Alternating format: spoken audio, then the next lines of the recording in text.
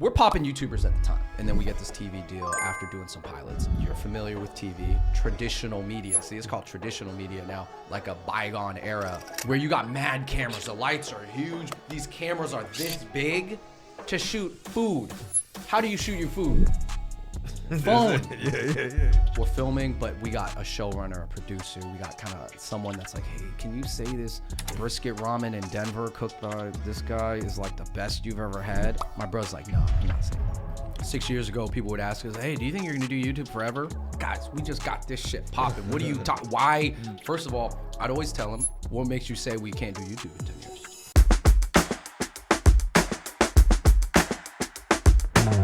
You guys familiar with Village Square? Some of the owners are Korean now. No, let's do Village it. Square Pizza. Let's do it. It's pretty good. I believe it's one of the people who left Prince Street and then started it with some Asian guys from Queens. Nice. So How's their LA location doing? Village Square? No, Prince Street.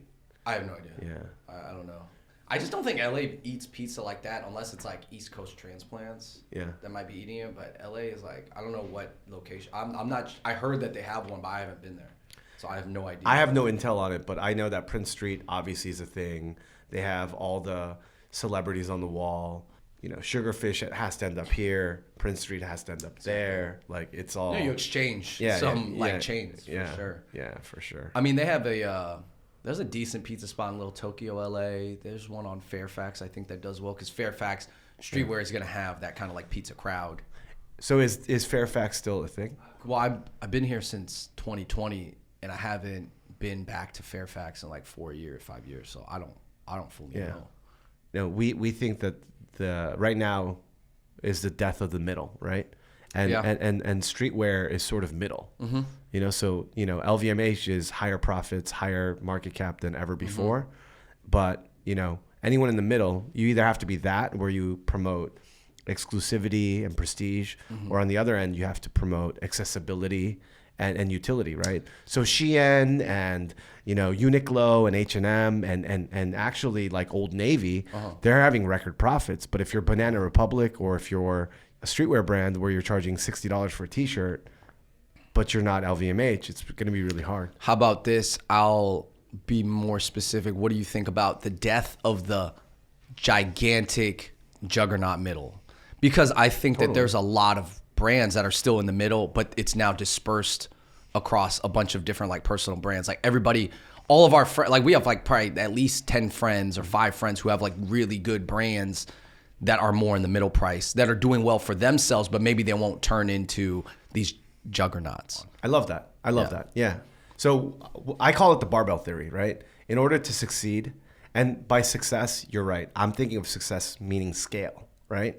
So like almost like a public company. Yeah. Well, scale meaning like hit masses, right? Yes. Whether you're in media, whether you're in tech, whether you're in food, whether you're in fashion, everything. If you're in the middle right now, you're screwed. If you're trying to hit scale. Yes. Right? Yeah, I agree. So you have to either be a fast casual or QSR, or you could be, fine dining. Yeah. Which should get more and more expensive and become more and more of an experience. That shit's never gonna go away. Yeah. The thing that's gonna be, if you're like a mid, so you make like really good food that's like kind of expensive, but you're not all the way, then you're fucked. If we're talking like millions and billions of dollars, I think it's totally in the barbell sides. Yeah. People in the middle will still have their space, but it's going to be more of like almost they can live a good life. I think they're going to enjoy themselves. Yeah. I have a lot of friends in the middle still, but my girlfriend got a puffer jacket. I saw, she was like, guess how much this was? It's like $18. I was like, what? Yeah. Can't be good for the environment. It's definitely not good for the environment. Yeah. But looks good. Yeah, they call it it used to be fast fashion. Now it's like hyper fast or whatever. It's like it's just split second fashion. Yeah. Nah, it's like future fashion. It's like before you even see it. Yeah, I knew a girl who she had factory contacts. Like her parents ran factories in China. Her whole thing was they would show a photo on Instagram, and you could see all the engagement. And so you can actually, it doesn't exist, but you can see all the engagement. So she's like, oh, you know what? Well, why don't we just, if Kylie Jenner's wearing it, and that got a lot of engagement, why don't we literally take that, make it, model it on a Post-it and then sell it there. And then by the time the factory, just-in-time production, they'll get all of it that day. And because the life cycle of a sale, like you're not going to sell that classic piece for 5 years, right? So it's not going to go for resale. Yeah, exactly. You're going to get majority of that sales within like, let's say, the first week. So like you started it, you put it out, and you're done within the first week. I don't know if she's still around, but you're right. It doesn't even exist. It's not even fast fashion. That's insane. That's like as fast as food. Yeah. You're like, hey, I want a burger, and this one's like, I'll make it. Yeah, totally. 10 minutes later, you got a burger. Totally. Yeah. But except instead of something that goes in your body, it's just like it's clothes that exists forever. Totally. Yeah. I mean, and that's what so again, we have Righteous Eats, and we obviously do a lot in food, but like our vision of the world is a world in which like, you make a brand today, and that it just goes, because at the end of the day, what is it? It's being able to market, it's acquisition costs. And, Jake, he's here, he's pulling up. That's kind of how the world. By the way, I don't know vibe-wise if this is like too much too soon, but like typically. I don't know, whatever. Let's do it. Type of shit that we talk about. Thanks for finally dropping in. I appreciate it, Jakey, for inviting me to a podcast, and thankfully you showed up. How you doing, man? Good, man. Hey, so how do you guys know each other? You guys know each other, right? Yeah. I think it's bad rap. Right, yeah. We were, who's the girl that was working on it? Salima, she's the director, yeah. Shout out to her. Salima met us in LA in the 626 when we were there, and we filmed our little part. And I believe that's probably the first time, like, I had known, I guess I knew that you were part of it, you were in it, all that stuff. Yes, and then, likewise. I mean, I wasn't too familiar with YouTube creators, just overall. Like, I just knew Dumb because, he was a friend, but...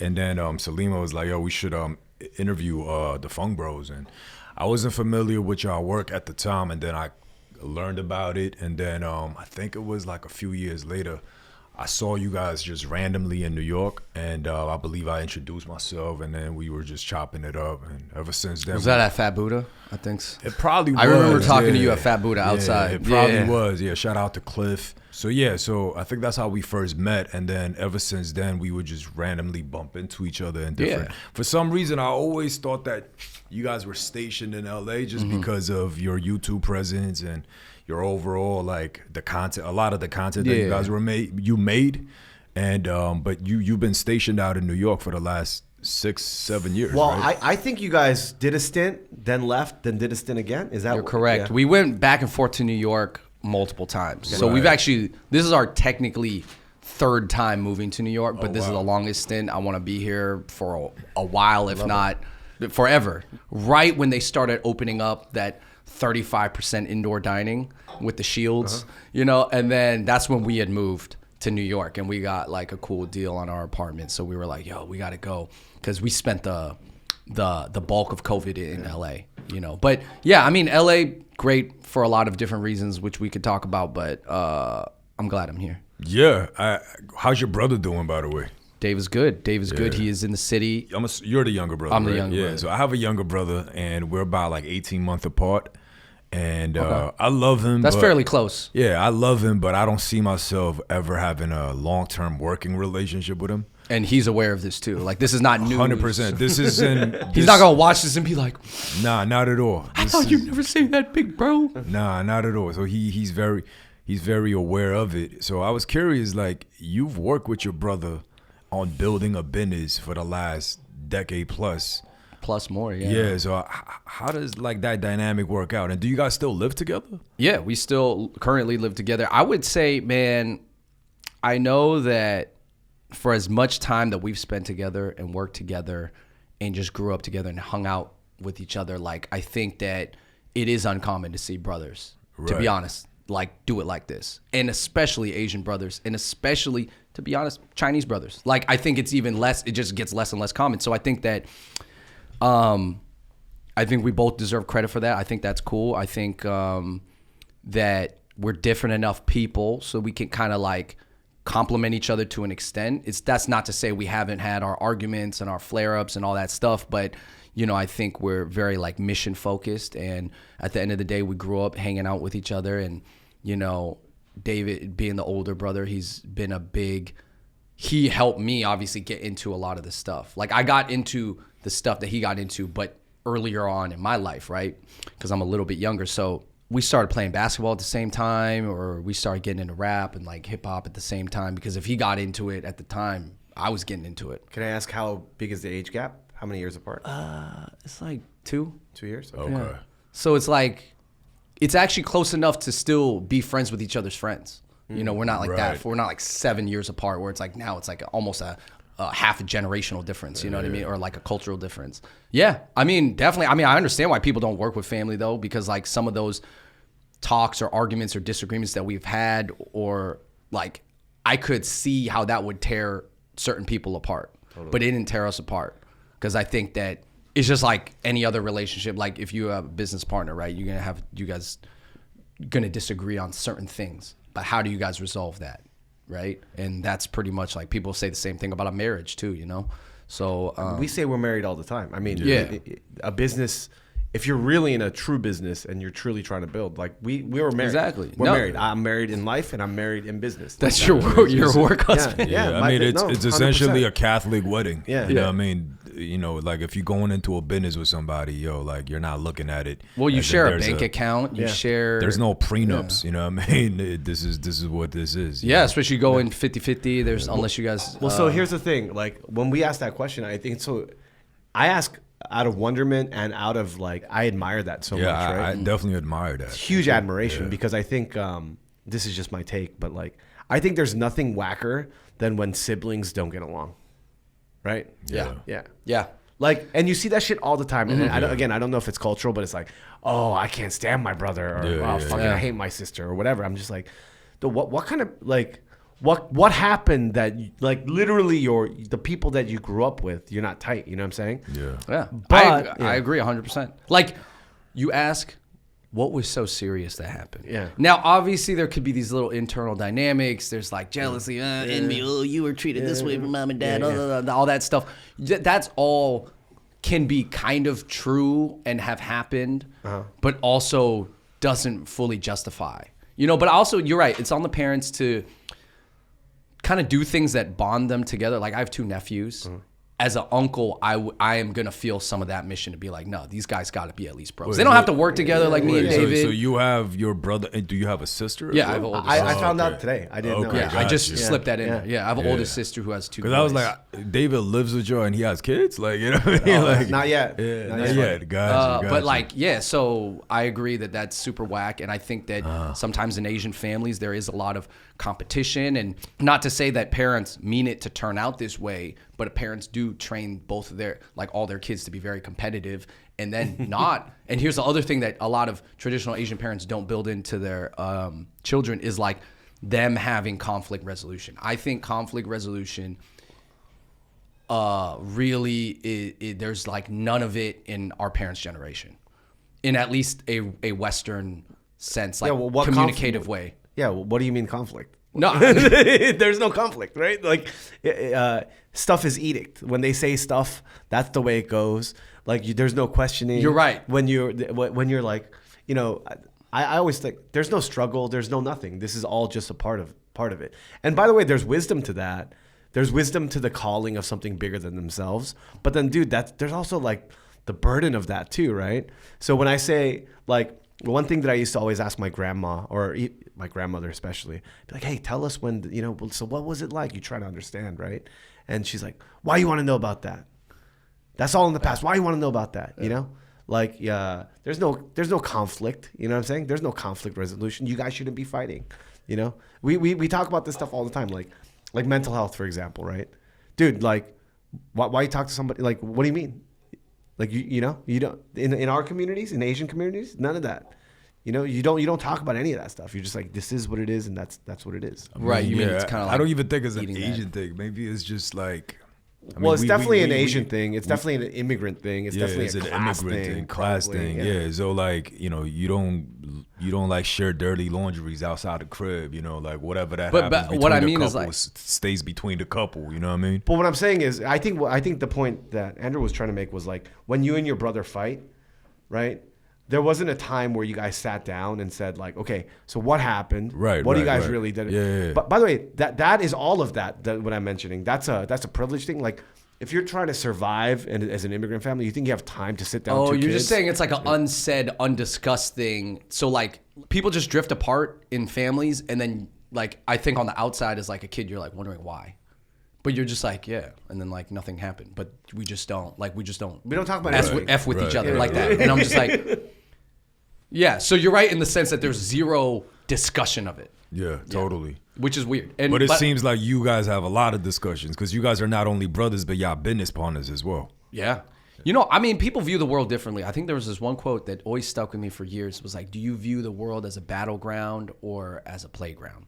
And that says a lot about you. Now, always seeing things as a battle is not necessarily healthy. A lot of cortisol, a lot of stress for you, and like maybe you're a little antsy and you're not like good with people or whatever, and that could affect you in that negative way.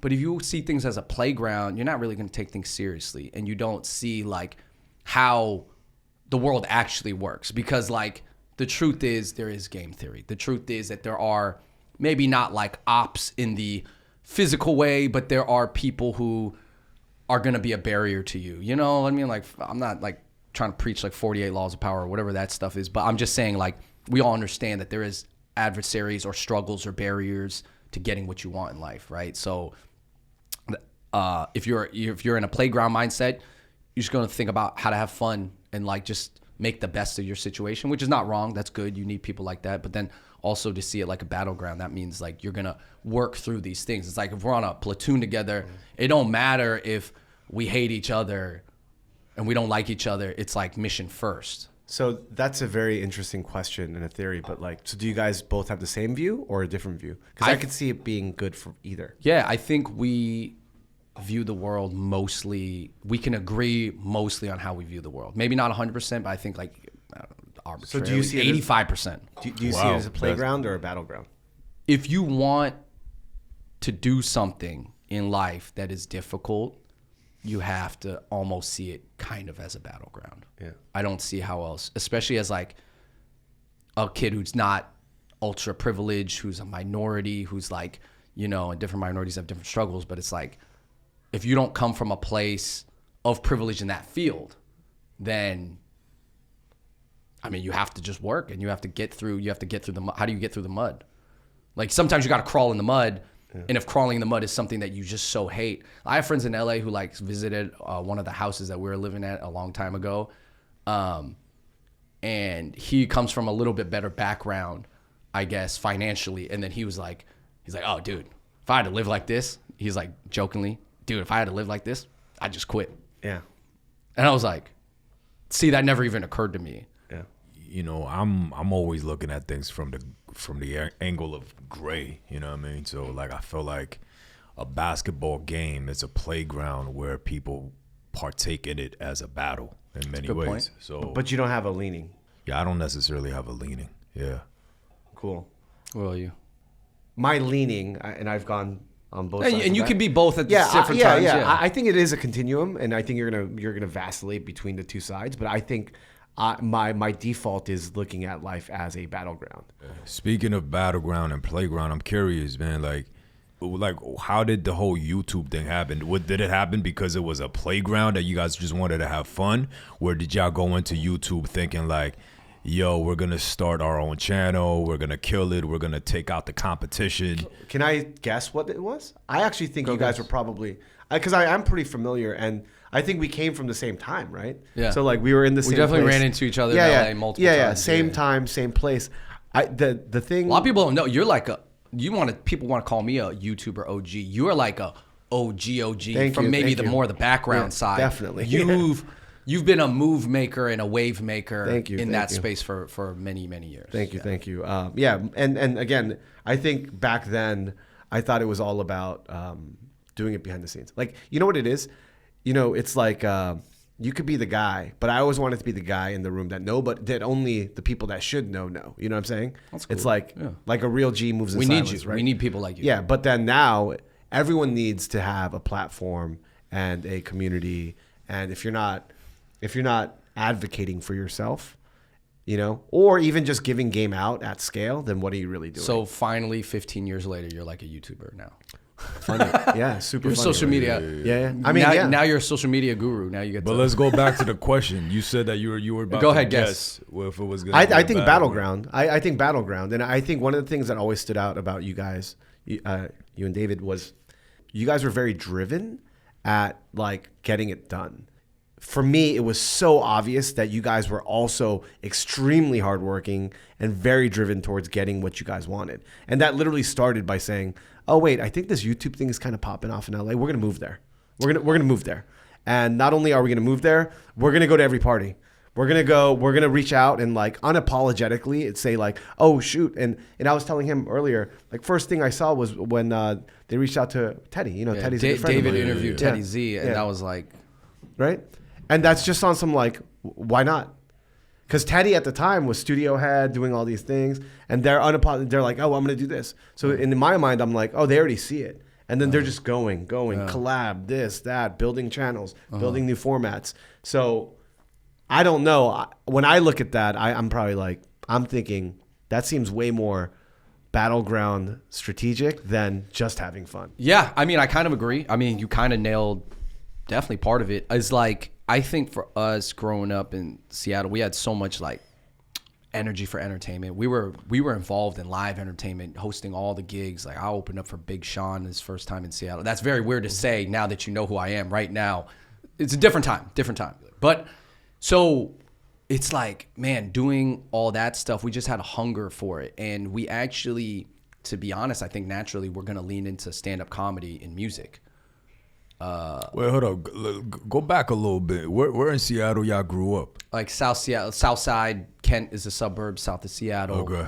But we went to UW, lived on campus. Like very, I'm not gonna say I'm the most Seattle person. I think I still rep for Kent too, but I just say Seattle. Obviously. Right. So you went to UW, and like, what y'all study over there? Like y'all both of y'all went to UW? Yeah. We just we ended up graduating from business school. I mean, I was biochem at first, but you know, dreams of being a doctor can get crushed very easily in those weed out classes. Okay. So, but I'm glad that wasn't my path. So then we just do business school, but we weren't going to be great consultants because we were just not, that wasn't our passion. Like we were spending all our time doing entertainment on campus.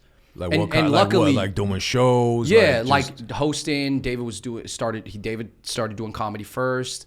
And we were all kind of making songs and doing music. Were you AGC? Like you guys were in frats, all that kind of stuff? Nah, not the Asian frats. I mean, we were cool with them, but like definitely doing our own thing because we're just like, we were kind of always our own like solar system, I guess, you know? And so we were not the Fung Brothers back then.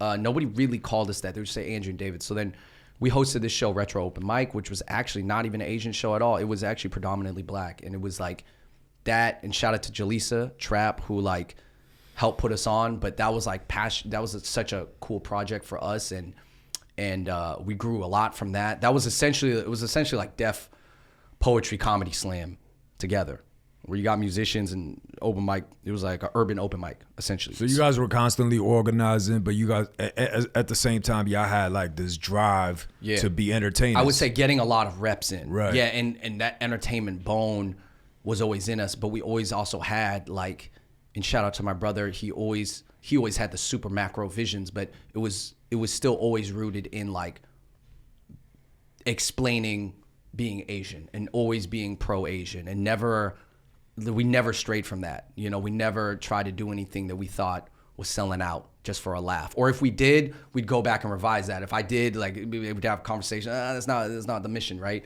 So fast forward, I did a little bit of YouTube, but not the Fung Bros YouTube channel. Anyways, YouTube starts popping. I pick up Wong Fu Productions is doing a presentation at our college. I asked to go pick them up, because I'm like, let me pick them up from the airport in my mom's minivan. Like, it's cool. So I picked them up, and then we just connect and just talk, and they're cool guys.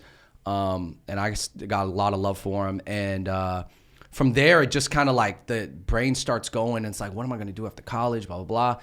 And then actually David has a stint where he goes to China after he graduates, China and Taiwan, to do some things out there, because he had like knew some people from his study abroad, and he was like, yo, like China's like the next, like hip hop's popping off, maybe that would be cool. So then I'm like, oh man, I got to go to LA, because I just didn't study Chinese like that. So I'm just not as Chinese to be. I I didn't do the work. So it wouldn't have made sense for me to take that route. But I was like, yo, look, I'm going to go to LA and maybe do acting or like stand up. That's what I was thinking. But then YouTube started popping and like Kev jumping them. And we were like, oh, this is actually cool. Like, what? Like, we could do it ourselves. And these are guys who are like doing it. And we're like, this seems like cool. Let me join the thing. So we could move to LA. We pack up our Accord, Honda Accord. We drive down there. Kind of like a typical Hollywood story, less of a YouTuber story. A lot of YouTubers, they blow up in their hometown and then they move to LA with some following. We're going there brand new. Y'all were opposite with it. Y'all basically went there with the dreams. Yeah. Trying to make kind it of in a Hollywood. plan, but I don't want to say ultra strategize, but we did have a plan in mind. So we go there and we network and do all that stuff, and then. So let me ask you this: when you went out there, like, did y'all have like money saved up, or did you just hold jobs. up, like just Nah, work odd jobs? I was selling women's shoes at Nordstrom, so I know all the nice salon brands. I know how a lady's foot fits into the espadrille wedge or whatever that. And then David was working at multiple different like wireless, like Verizon, AT&T, whatever. So let me ask. So again, like I don't want to go into the stereotypical trope, but now I like stereotypes. So my parents now watch YouTube, so they know what that is. They know that, wow, these people in Korea is making millions of dollars being YouTubers, so they understand what that concept is now. Yeah. Back then, this was what, late 2000 aughts, 2011. So YouTube wasn't even in the psyche of our parents. You know, at this time. It essentially didn't exist. Yeah, and even amongst our community, like YouTube was something that, like, it was just like some internet shit that we didn't really grasp what it could be. At least now it's like, oh, you're a YouTuber. Maybe Brian did, but I definitely didn't in 2011. I'm saying Andrew did. Yeah, he did. You did too. But my question is, like, how did you make that jump and just be like, yo, this is like where it is? Because you was on road to be a pre-med student, and now you are taking odd jobs selling women's shoes and making videos and putting them online. Like, how did you make that conviction or even convince your close friends and family? I mean, I think it helped that I was doing it with my bro, of course. Right. You know, and it helps each other because I think if I was going to go down there by myself, it would have been a pretty different story. So luckily David comes back and he's like, yo, you're moving to LA, right? Let's move down together. I was like, oh, this sounds great. Cool. Like, with the bro. So us being a two-man system, it was in a way not as lonely, but still very lonely because we could kind of operate on ourselves. So we didn't like blend into anybody else's system. We were doing our thing. And, but basically like taking that chance, I guess to answer your question is, we just knew it was our passion. Like if you just look at our track record, that's just what we were into. Like if you just look at where you spend your time, that's why that like when I don't know who said it first. Mark Cuban was like, don't just follow your dreams. It's not about your dreams. Your dreams are like, I dream of this. What are you passionate about? What have you proven to put your time into and your effort? Yeah. That's the thing you're actually passionate about because you already do it, even if you didn't do it at a high level, right? So clearly our passion was this thing. Right. And so we were able to put that on the channel, right? We did music videos that got popular, whatever. Like, you know, they were like fun little, like, you know, now I look at them, some of them were cheesy, but I was like, yeah, it works. This is cool. The message was there. And then it's like, so I guess our confidence was just like, our parents didn't stop us. They kind of saw us going to LA as a grad school thing. Like, okay, do that for like a couple of years and then come back, get a real job. Yeah. Dad was an engineer for years. Yeah. And then, so then after that, I guess our parents didn't hold us back. Right. Right. They didn't like it. They didn't understand it. To this day, my dad pitches like, hey, you guys want to go to grad school? Like, you know, and then like write a thesis on entertainment. And then maybe I'm like, that's not how it works. Yeah. That's how your dad talks? Kind of. No, to be honest. Canto. He's from Hong Kong, right? Yeah. So he still has that like British Hong Kong accent. But basically, yeah, after that, we just, you know, we're in the mix and running around all those circles. You probably saw us running around doing whatever we can. Explain the YouTube scene in LA at the time. I have no idea what it was. I knew we were going to talk about this for like an hour. Right. I only saw it from a distance. You know what I mean? Because I was still in traditional media at the time. YouTube was this thing that was popping. I recall there was a white rapper named Hoodie Allen, and Macklemore and all those guys, like, Watsky and all those guys. Yeah. And I know that was like a movement that was And happening. then you had the Asian rap side, D Pride, you and Lil guys, Crazed, and so I only saw it from a distance. Yeah, Tim, and then obviously from my lens of coming in from prestigious New York media, I was like, this is a little cheesy. I don't really know what this is. Yeah. But you guys were in the midst of it. You guys were in the paint. Like, paint that picture for the audience that that has no idea what that is. I mean, what do you want to know about it? I mean, just give us a scope of the landscape. Like, I think it was like a golden era of people trying to figure stuff out, and I Right. think that a lot of, I mean, I look back on that time super fondly, and I think a lot of that stuff is the blueprint for what's happening now and for what will happen, right? I guess if you look at it, like different platforms had their golden era, like early TikTok, early Instagram Reels, early Vine. It was probably a similar but not as glorious because it was the first kind of platform before those came out that people were collaborating on. There was different voices being heard, and like it was in the early days. So I guess it's just like any scene of like early rap, like that's people are figuring out the tone. Oh, we don't even know like all the Mr. Beast techniques of thumbnails yet, like and watch time, like none of the analytics stuff came out, right? One, the NBA now it's all about analytics too. So it's just everything gets more analytical and numbers based. But I think back then there was an air to just like, yo, who's who? Like, oh, you trying to do it? Yeah. And I don't know. I'm not gonna say it was like a glory land. I don't know what you like. It was nothing like. There wasn't actually that much money. There wasn't as many brands in it, but there was like a Hyphen magazine that was doing parties or like. But there's way more events now with Gold House and all these different way but more like, money. how are you guys making money as YouTubers at the time? Nah, we did. I mean, it was AdSense and brand deal, same thing, but it was early days. So like our first brand deal was with 99 Ranch. Shout out to Night. We did it for a music brand, and that's how I met our current agency, Mylin from Click Now, who now helps a bunch of creators get deals. So we've been with her for a long time, but that was our first brand deal, and it was gift cards. We didn't get money from 99 Ranch because 99 Ranch, shout out to you guys, they didn't give us cash, but they gave us like thousands of dollars at 99 Ranch. So we were like, so your first brand deal was paid via gift cards. Yes. By 99 Ranch. By 99 Ranch. How much were the value of the gift cards? Thousands of dollars. Thousands of dollars Like, worth like, of 99 Ranch gift cards. Yeah, you got to pay tax on that gift card, by the way. Did I? Of course you did. Of course you did. Get a good CPA, guys. Yeah. But yeah, so anyways, I guess we're working 2 jobs, both working full time.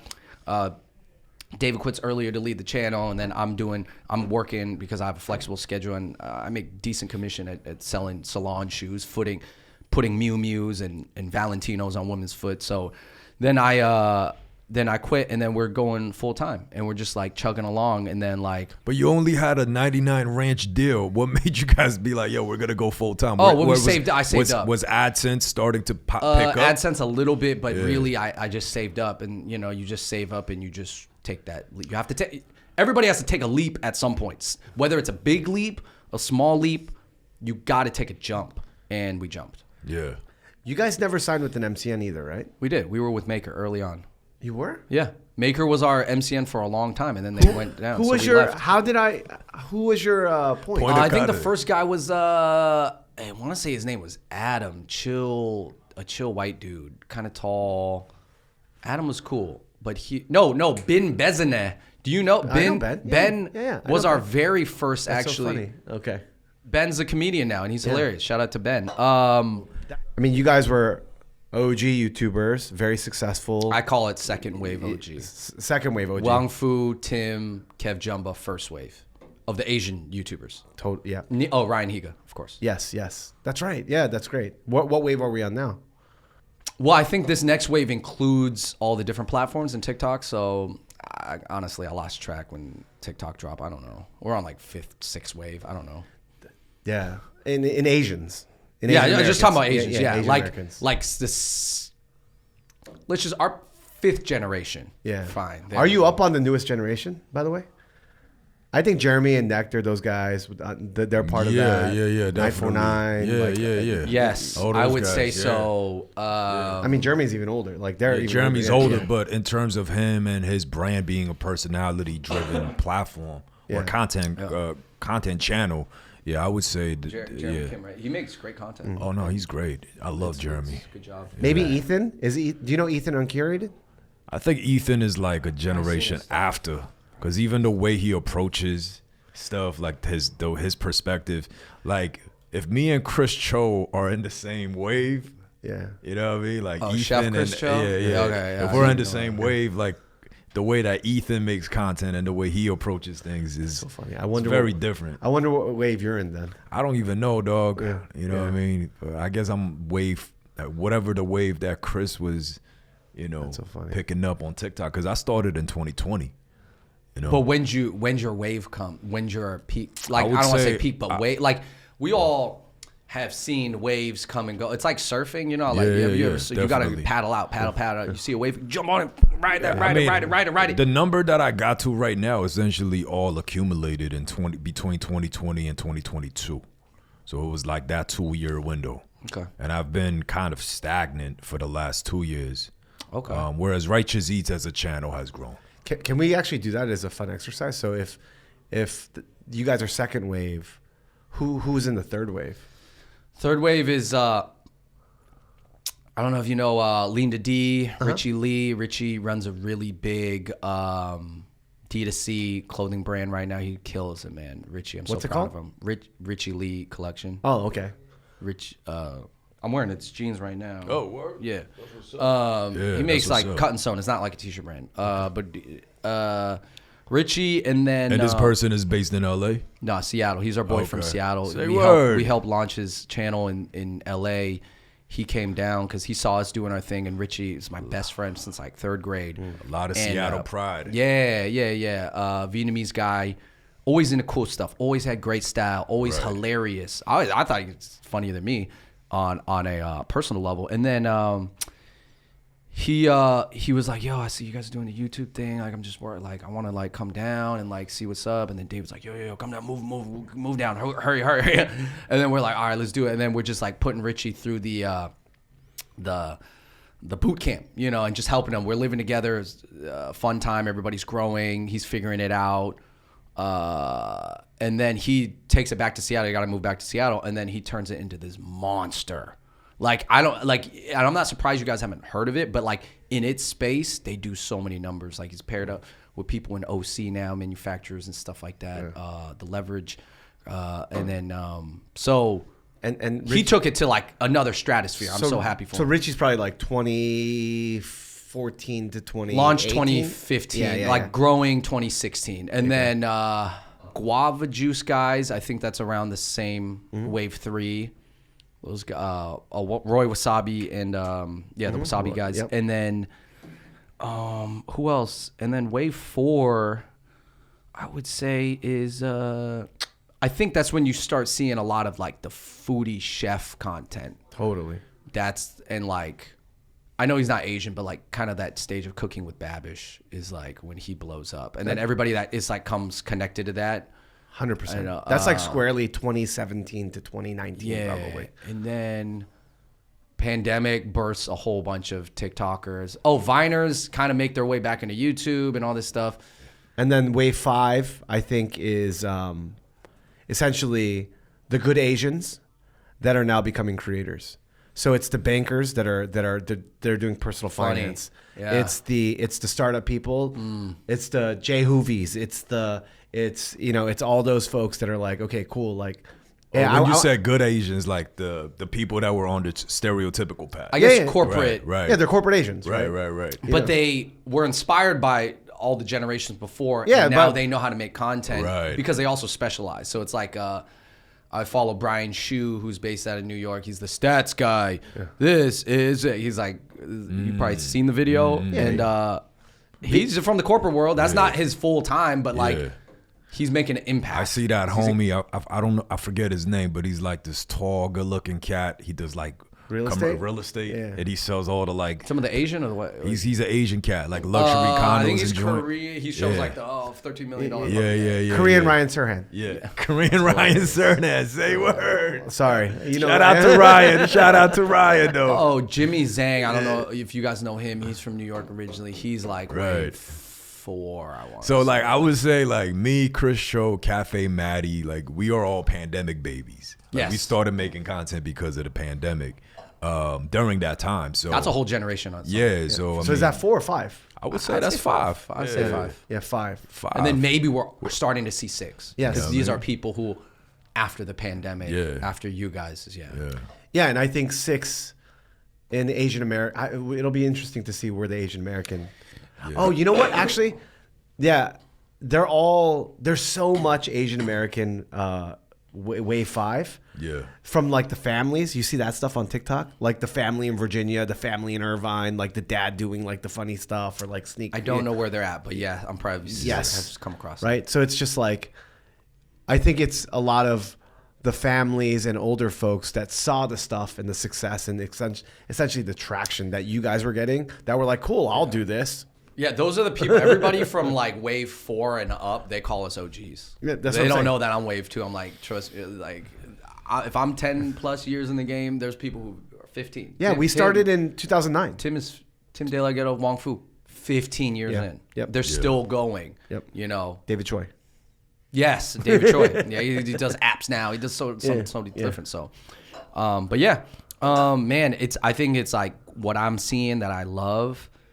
And there's like things that I love and don't love, right? Of like what I've seen, and I don't want to be this old cat that's like, you know, like Nah, the be you know the old old cats, huh? you know the '70s basketball players like they don't play like, Yeah. But like, be the old cats, huh? Talk to I think us. you should be the old guy. You know, one of the things I want you to be. should the I old- embrace it? I What's think your it- suggestion? Give me some. Can you consult me real quick? How old of a cat Yeah. should I feel? I mean, so I'm literally older than you and li- actually part of the generation before, I think. You literally So- have like white hairs on your Yeah, beard. I literally have white hairs and you know, buy my clothes from Costco and then, you know, He's my rocking a mother-in-law. Benjamin Moore hat. Yeah, like and not, he's not doing sarcastically. But that's kind of like yeah. circular, right? That's No, like a I know hipster this thing is now. like super Yeah. hipster, Yeah. but he didn't do it with Yeah, that intention. yeah, I He don't literally like I don't That's give just a fuck. suburban now. Yeah, I don't give a fuck. Is Yeah. basically the point. But I think one of the things I do is I really, really try to be just humble and dumb about like new shit coming up all the time, right? And you're like that too. I can already say like whether it's 949, like I don't care. Like I just want to know. I'm obsessed with trying to figure out like okay, like what is it? Like Yeah. oh what kind of shoes are those? Oh like what are you guys watching? And it could be a 5-year-old. I have 7, 4, and a 2-year-old. Like I want to know what's going on, right? So whether ZHC, by the way, right? The ZHC. Like my son was watching ZHC stuff. I don't know He's what that changing- is. He's the Asian American cat that does like custom iPhone things. He's managed by Nike. I think I know who you're talking about. Yeah, you're right. You're right. Again, my point is I'm always trying to pay attention, right? I'm always trying to pay attention. That would be my first thing, which I think you already do. Second thing is like, yo, there's wisdom to be like.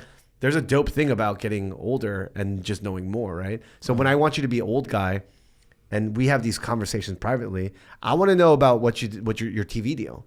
Because again, for us, being the old guy and rebuilding and riding wave 4 into what we're trying to do, I look at that shit. He's like, "Yo, should we do this?" I'm like, "Fuck that!" Like, they're literally only distribution, right? When we look at deals, we look at brand, audience, and revenue. I'm like, literally, the only thing that they could provide right now is maybe prestige and distribution to a new place that we're not in right now. Production, probably. I mean, production, man. Production's do I, low, Do you I don't want? need- Do I want? We started before he got here. We were talking about the setup, right? iPhones and like. I don't want a second AC. I know what you mean. You know what I mean? Showrunner, producer, then a field producer. I mean, if anything, you know this Yeah. better than Did anybody they fuck else. up what you were doing? Yeah. So let's talk about the TV thing. Yeah. I personally don't want to spend too long, not because I hated the show, but because you guys didn't watch. Nobody watched it. But you can buy it on Amazon, all 13 episodes. Broke Bites, What the Fung, not my finest work. But shout out to BSTV from Montclair, New Jersey. I still got love for them, but the show did not turn out. We're popping YouTubers at the time. So, of course, we're in control of By everything. popping, explain what popping means. We're hitting some million view videos and our Okay. subscribers going up. We're in there in the game steadily in YouTube, and then we get this TV deal after doing some pilots. So we're like, well, we got to take it. So we take it, and then what happens is you're familiar with TV, or at least traditional media. See, it's called traditional media now, like a bygone era where you got mad cameras. The lights are huge. People got to bring in panels, and then these cameras are this big, literally, to shoot food. How do you shoot your food? Phone. Yeah. Right? The technology has changed so much, but also like I don't know, traditional media, they like big cameras. They like the big bazooka cameras, right? So we got bazooka cameras on set. We got huge lights. We got field producers. We got up top for this FYI network that Amber Rose also had a show on, Tiny House Nation, Love at First Sight. And then like we're going to all these it's basically diners, drive-ins, and dives going around America, except with 2 Asian guys. Right. Now, shout out to them for putting on 2 Asian guys. To this date, I think that's the most Asian hosted TV show in history, where 100% of the hosts are Asian. Right. And then we're going around all these different cities, and what I loved about the show is that I got to see America. I really got to go to places I'm not going to go on my own time. We go around to America. We go to Charleston, South Carolina, the Asheville, North Carolina. We're going to Tampa. We're going to all over. And we're filming, but we got a showrunner, a producer. We got kind of someone that's like, hey, can you say this brisket ramen in Denver cooked by this guy is like the best you've ever had? And we're sitting there like Asian. I ate Suchita ramen just 3 weeks ago in LA. And I'm like, my brother's like, no, I'm not saying that. I'm not saying that. And he's like, I can't say it. He's like, I'm not. And there is some tension because not that they're trying to feed us scripted lines, but there are things that they want us to say on the show, that we're just not authentic. And we're YouTubers at the time. So we're like, let us be us. Right. Let us have this banter. Let us talk about all these little cultural things that we know about this food.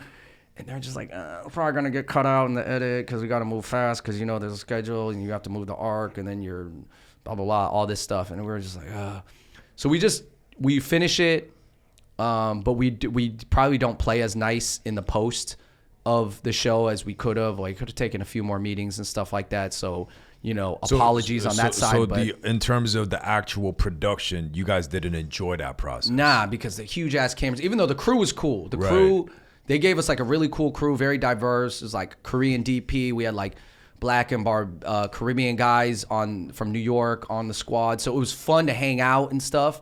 But at the end of the day, what the show turned out to be, and if you watch the episodes and you watch us now, you're going to be like, okay, this is pretty different.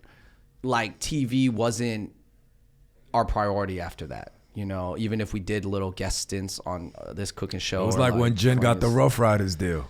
Y'all thought that was the thing, but the label wanted it to mold it to a certain angle.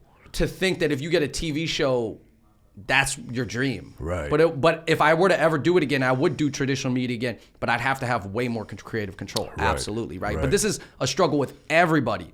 I was talking to some people who worked on the Charlemagne show recently, and it was a similar way. Like, Charlemagne is who he is, but like even the show was like, you got things you need to hit and like, all that. So it's not, you never get to be as authentic, and I'm not saying it would have blown up if you had let us be us, but I don't think it would have made a difference and it would have been better for us. We would have been happier. But again, talent actually in that sense, and Brian, I'm sure talent in that sense is actually replaceable. We're the replaceable part. If it's not us, they're going to put in some other maybe Asian guy or girl who can smile and deliver and bring in that charisma and talk to all these chefs. But I think we just learned a lot from that show, and it did make us appreciate YouTube more. Yeah. I mean, I think that's the biggest lesson that I wanted you to share is that, like, not only the creative control part, but like, I think that those shows are over. I think television, the same, and by over, and we talked to like literally producers that produced our friend Helen show. She literally produced No Reservations. She literally produced Parts Unknown, right? She literally produced that, right? And then Lisa Ling show and David Letterman's, so she produced big time TV or streaming, right? And she also worked with us where, she would have a month doing that. And then she had one day doing like us doing like a La Dinastia thing, right? Like it's crazy. So from a how it actually works and how broken the actual production part of it is, right? To also just like, I love what you said about being replaceable. The best shows that will work there are going to be shows where the creators that are going on come with a community where they can't be replaced. Right. So if you look at that kind of stuff, it's like Pat McAfee, right? Pat McAfee is on ESPN. You know, outside of streaming rights and games, he's bigger than SportsCenter right now on ESPN. Oh. Well, SportsCenter is having issues. They're Yeah. downsizing. But like, yeah, that's the world that we live in, right? And he was a kicker. Do you know anything about Pat McAfee? Yeah, But I've seen he's his literally stuff. the most important person in like sports commentary, right? Right. Right. Especially because again, he hit South Carolina. Yep. But he also was just on All the Smoke with, Yeah. Steven Jackson. Yeah, you have to have a superstar. If you're starting a network now, like even a YouTube media, I've had so many conversations with dudes that are like, yo, I want to start an Asian network. You have to have some existing faces attached to it to bring people in. That's how any of these networks start, like even Daily Wire, whatever. Like they have to have faces that are drawing in people. So I want to ask you a question about that. So Asian network, right? So our first conversation started. Well, I've known him before, but I wanted to make an. Everybody Asian, here at this table has had multiple conversations about Asian, the dream. Asian Well, tell him what I podcast. said. Yeah, so I hit him with this idea. It was like 2020. My TikTok had just started to pick up, but I had this idea of starting an Asian podcast network, right? Because, like not only was it a passion thing, but it was from a business angle. I thought, okay, here's a TAM, like an addressable market that is not being touched upon right now with authority. I hit him with the idea, and he's like, yo, son, that shit is a dumb idea. That shit is in the 8th inning in terms of baseball terminology. So That's So the hilarious. game is about to be over. It's a really good So I analogy. think you should just index into doing TikTok instead of talking about no Asian podcast network and all that. And literally like 7 months later, Bill Simmons got a deal. Joe Rogan got a big deal. Even they cut a check to Kim Kardashian. Spotify was just everybody. cutting checks for everybody. So I was like, oh shit, he was right. You know what I mean? Like, so you've mentioned. I'm sure people entertain that idea to you guys as well. And we've entered, and we still, I think it can work in a way, but it's not what we all think it is. But I'm also curious, like, why do we need it? And also, if we were to do it, what would that even look like? I think Asians are too different from each other. Exactly. We're Yeah. not a monolith. I know we always say that we're not a monolith. We're not a we're not everybody's Chinese. I get it. Yeah. It's not going to work in the way that we all think, like where I see network. I know there's actually Asian entertainment networks that are getting funded right now, and I don't think they're going to last. And it's not because I don't want them to, but because they're trying to do too much. It's going to be more of a niche. Like you're focusing on Asian women, Asian men, Asian LGBT, whatever. Like those are niches to me that make sense. But just this whole extra, like, like in a way, the inclusion of everybody, it is going to be tough to get anybody. And I think and I use restaurants as an example.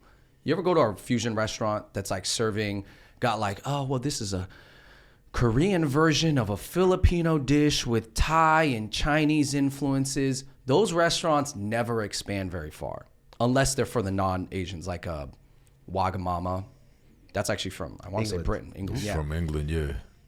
But that's not considered in the culinary world. Like we don't really mess with that. Like I'm not saying the food is terrible, but we just don't mess with it. Like it's not authentic. But being still that one ethnicities of food with a little twist is really what's working. All the new fusion Korean restaurants in New York City, like they're Korean. Like it should Korean plus other influences. Chinese plus other Italian plus. Like it, so I think that's part of the issue is that, to be honest, Asians are so vast, and I think that we just have to acknowledge that. Like I don't think there's an issue. Like I got friends of all different types, but I think that there's slightly different things that appeal to them. So I think that it's hard to appeal to even all Asians Yeah, definitely. and it to make sense. For sure. And there's also not to even mention there's the motherland hierarchy. We all know hierarchy of Asia. caste system, this, colorism. whatever it is that ranks people for whatever reason, country of origin, motherland of origin. There's all those separations, you know. Yeah. And not to toot our own horn, I feel like we always did a pretty good job of delving into and exploring and showing everybody love and showing all the different niches love, down to the different tribes, different types of, even the ones Hmong, Mien, like the people who don't have a nation, you know, yeah. like, and and just delving into stories and like being of the earlier stage of people who did that. I do take some pride. I take pride in that because I think like I have people who still come up to me like, oh man, you told me like, thank you for doing that Chill Jiao video because like I didn't know my background was Chill Jiao, and then like I talked to my parents and I learned all this stuff and I was like, that's cool, that's awesome, that's like what we wanted, you know. Yeah.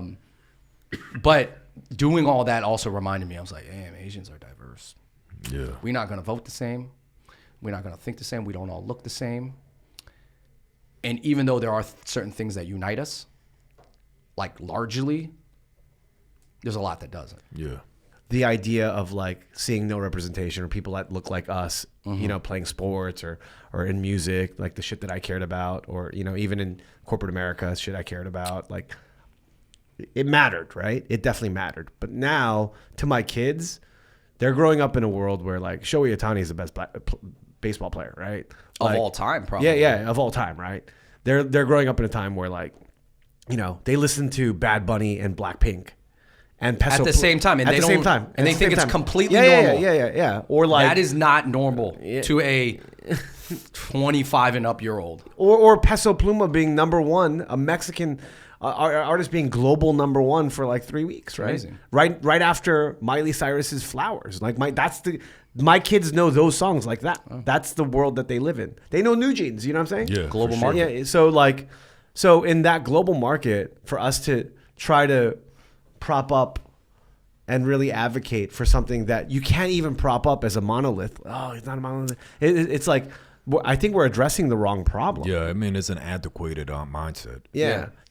I guess I don't disagree. I think that there is still a desire for it, though. I want to put on wax. I definitely think that we should talk about it, but I think to try to do it, if anything, we're more empowered now to do it with nuance, and it doesn't have to try to appeal to everybody. So I agree with your point. Oh, yeah, right? yeah. I agree with your point. But I think the same networks have talked to us about doing content. The same networks, they were talking in 2012 when they were launching linear channels, cable channels. Like, it's a thing. It's, you know, this idea of like multicultural marketing agencies and like all this kind of stuff, all that stuff I'm saying is going to start to go away, because that used to be a way that you could. Don't say that.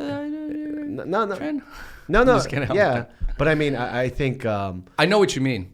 yeah, because it's all general market, right? And I think it's all general market because we live in a place where everyone's exposed to everything. Now, having said that, there still needs to be, Yes. you know, there will be multicultural marketing agencies, because they're still going to help to hit people on like cable TV, right? Yeah. There's still going to be like, there's still going to be that. But again, the future generations, my kids, it's going to be a completely different thing. Even Jake E's experience is different from mine, living in New York, right? So I grew up in LA, but the trope of like, you take a lunch to school and they're like, oh, what are you eating? Right? My kids, and it started with him. He's like, oh, you don't know about this? Man, you uncultured. You know what I'm saying? In New That York, still happens in parts of America, though. Yeah, I know. No, But I oddly definitely have the New York Queens privilege Yeah. where I could like literally like beat up a white kid. No, you get for to be trying- alpha about who you are. exactly. For You're like, you doing don't know about shit like sushi? that. You don't know about Like, kimchi? I'll fuck you up. You know what I mean? Like that Yeah. was the norm Exactly. from where we grew up in. But maybe that's the microcosm of. I'm not saying that. I don't want to ever say that you physically hurt anybody ever. But it's just. I think that's just a microcosm of what we could see moving forward. So, Like in a world where Z100 has an entire 2-hour K-pop slot. You know what I mean? Yeah. Like this is primetime New York radio playing pop music. So, I grew up in New York my whole life. I never would have imagined that. Like, the hottest new R&B singer, she's South African. You know, like, I don't think, like, the hottest new basketball player is a French kid. You know what I mean? Like, I don't think I would have ever imagined that happening in my lifetime, but I'm happy that it's happening. So maybe the focus shouldn't be how can we figure out a monolithic Asian channel, EST, 88 Rising. You know, like, it's more so like, yo, how Are can you we... calling those monolithic? Yeah, I mean, I think their angle, that's how they pitch themselves if they actually That's go literally into how a they meeting. raise money.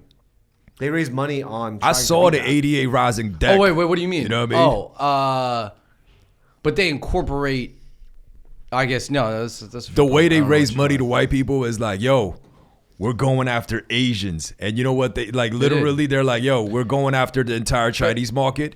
But I was like, yo, you're having an English platform. What does that even mean? Like, Chinese people don't speak English. You know what I mean? You know what's funny is that, and I think I want to give a lot of credit to the consumers nowadays, because, like, if you say you're one thing, I think it used to feel like if I said I was Chinese and vocally spoke about it, that meant 80% of my fans are going to be Chinese right off the bat, to be honest. Like, but I think nowadays it's changing where even if you say, oh, I'm Korean, I'm Chinese, whatever, it doesn't turn off other people as much, as long as you do not violate them. Right. As long as you don't disrespect, as long as it shows that you show respect to their culture, as I want to show respect to Korean culture, Filipino culture, Vietnamese culture, show a lot of love to Viet culture, and obviously Chinese culture. But, like, I think as long as people feel respected, they'll rock with it. Like, so if you go to 88 stage at Coachella or whatever, like, I went 1 year, or any of the Head in the Clouds concerts, it's like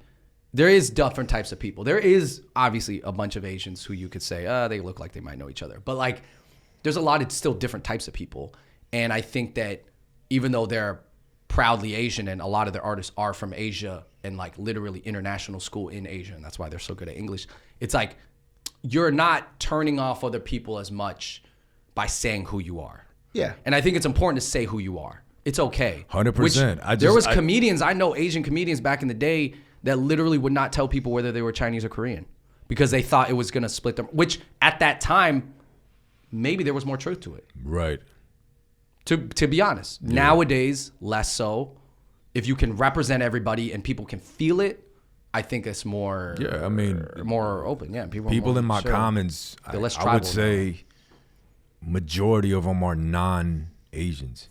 When I talk about the things that Asian parents do, and I get an Asian mom to go act it out, it hits so visceral, and actually a whole bunch of non-Asians, other immigrant kids can relate to it. That's a very good point, because sometimes the more niche it is the most global. And I think that's where we're going, is what I mean, is that this is the world where as long as I'm authentic to I'm yourself, willing to, I can acknowledge all the other groups of people, but I do just have to speak it from my own experience. But if you relate to it, great. And I never want to. Yeah, you know, I feel you. My favorite Instagram channel was Fools Gone Wild, man. I don't know anything That's about hilarious. like Cholo Mexican high socks culture, Yo, but side story. I love that. I love that channel with my heart. You know what I mean? This person from Brooklyn several years ago, I don't think she had been to LA yet, but she asked me, she goes, yo, are the Cholos really like that out in LA? Is that real? And I was like, yeah, they got lowriders. I seen them in Pasadena. Like, yeah, they're out there, you know? So I think just with the global internet now and people being exposed to everything, it's like, Totally. yeah, still talk about your own experience, still be you, and that's you.